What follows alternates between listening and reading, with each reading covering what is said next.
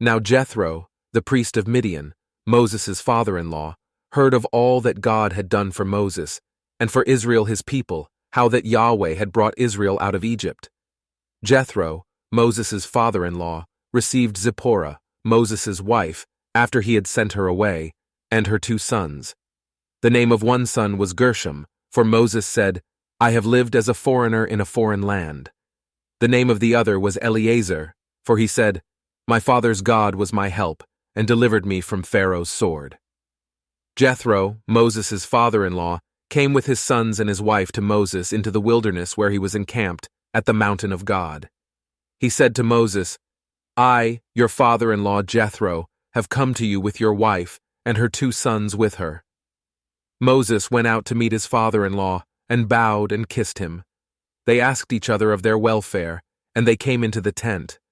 Moses told his father-in-law all that Yahweh had done to Pharaoh and to the Egyptians for Israel's sake, all the hardships that had come on them on the way, and how Yahweh delivered them. Jethro rejoiced for all the goodness which Yahweh had done to Israel, in that he had delivered them out of the hand of the Egyptians. Jethro said, Blessed be Yahweh, who has delivered you out of the hand of the Egyptians and out of the hand of Pharaoh, who has delivered the people from under the hand of the Egyptians.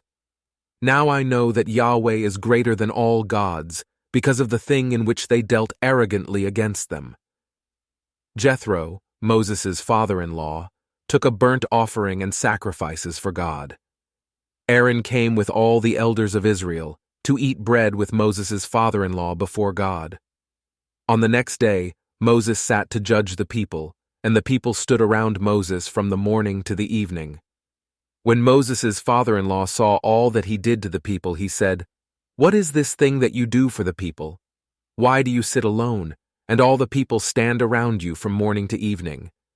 Moses said to his father-in-law, Because the people come to me to inquire of God. When they have a matter, they come to me, and I judge between a man and his neighbor, and I make them know the statutes of God and his laws. Moses' father-in-law said to him, The thing that you do is not good. You will surely wear away, both you and this people that is with you, for the thing is too heavy for you. You are not able to perform it yourself alone. Listen now to my voice. I will give you counsel, and God be with you. You represent the people before God, and bring the causes to God. You shall teach them the statutes and the laws, and shall show them the way in which they must walk, and the work that they must do. Moreover, you shall provide out of all the people able men which fear God, men of truth, hating unjust gain, and place such over them to be rulers of thousands, rulers of hundreds, rulers of 50s, and rulers of 10s. Let them judge the people at all times. It shall be that every great matter they shall bring to you, but every small matter they shall judge themselves. So shall it be easier for you, and they shall share the load with you.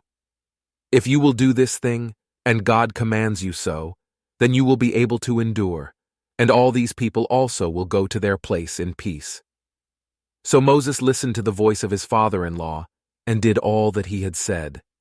Moses chose able men out of all Israel, and made them heads over the people, rulers of thousands, rulers of hundreds, rulers of 50s, and rulers of 10s. They judged the people at all times.